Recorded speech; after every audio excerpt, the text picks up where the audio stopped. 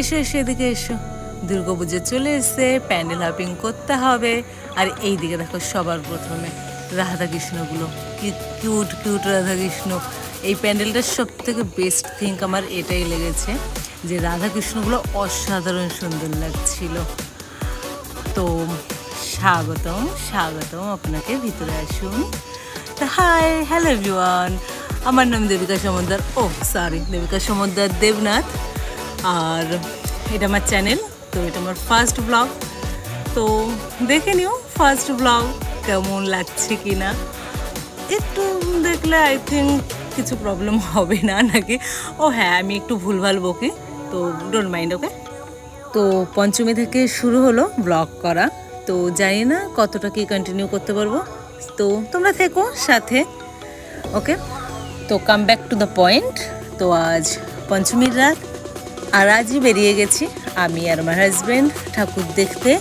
আর ঠাকুরের মুখখানা আহা কি ভালো, কি সুন্দর।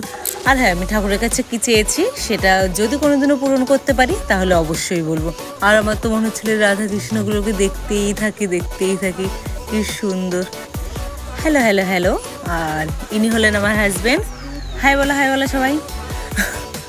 তো আমরা আবার যাচ্ছি আর একটা ভারতী স্কুল আছে একটা, তো ওই স্কুলের ঠাকুরটা দেখতে আমি আসতে যেতে যতবার দেখেছি ততবার আমি বলেছি আগে ওইটাই দেখবো। হ্যাঁ, আর একটা আউট অফ দ্য সিলেবাস, ওই যে পিঙ্ক কালার আসনটা দেখছিলে, ওইটা আমার হাজব্যান্ডের ভীষণ পছন্দ হচ্ছিল। আর এই যে বিল্ডিংটা, এটা আমার একটা অফিস ছিল, কিন্তু চিটিংবাজ অফিস। এই দুটো মানে সিলেবাসের বাইরে। আর ইনি দেখছিলেন কোথায় বাইক পার্ক করা যায়, আর এটা আমি দেখছিলাম যে হয় না যে ব্যাক ক্যামেরা দিয়ে কীভাবে রেকর্ড করা যায়, সেটা হচ্ছিল কি না। তারপরে আগে গেলাম, আর এটা আমার মনে হচ্ছিল কি ছোটোবেলায় হয় না ঘির জামা পরে তারপরে ঘোরা, ওই রকম ইচ্ছে করছিল, কিন্তু এখন আর হবে না। আর এটা ভারতী স্কুলের ঠাকুর, কি সুন্দর ঠাকুরটা, মায়া ভরা। তো বেরিয়ে যেতে যেতে আমি বলছিলাম যে এখানে সুন্দর একটা জায়গা আছে, এখানে আমার একটা ছবি তুলে দিতে। দেখো কেমন ছবি তুলেছে। তো আজকে পঞ্চমী, আর রাস্তার ভিড়, এখনও মানুষের কেনাকাটি শেষ হচ্ছে না, আর কবে শেষ হবে।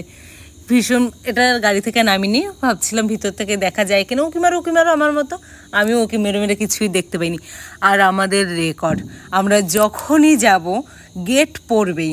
আর এসি লোকাল, এটা আমি উঠিনি এখনও পর্যন্ত, দেখেছি। আর সত্যি কথা বলতে আমার না কেমন একটু মনে হয় কি গায়েও লাগবে এটা উঠতে, কত টাকা ভাড়া তার জন্য। হ্যাঁ, আমাকে চিপ বলতে পারো, আমি একটু এইসব দিক থেকে একটু চিপ আছি, আননেসেসারি জিনিসগুলো থেকে। আর এটা তো উকি মারতে হবে, উকি মারো। আর এটা হলো দুর্গাদাস পার্কের ঠাকুর, এটা জট মন্দির। আর এখানে যে থিমটা হয়েছে সেই থিমটা হলো মাটির জিনিসের, ঠিক আছে। তো মানে কিছু জিনিস আছে, সবগুলো না, কিছু জিনিস কমন, কিন্তু কিছু জিনিস আছে, যেমন এই শোপিসটা দেখো কি সুন্দর না। তো এখানে মাটির ইম্পর্টেন্টের কথা বলা হয়েছে। আর এইখানে যে মূর্তিটা আছে সেটাও অসাধারণ সুন্দর ছিল। আর এই মাটির যে কাজগুলো ছিল এগুলোও ভীষণ সুন্দর ছিল। আর আমার ওই হাওয়াই ঘন্টি বলে ওইগুলোকে মনে হয়, ওইগুলো তো আমার খুবই ভালো লাগছিলো।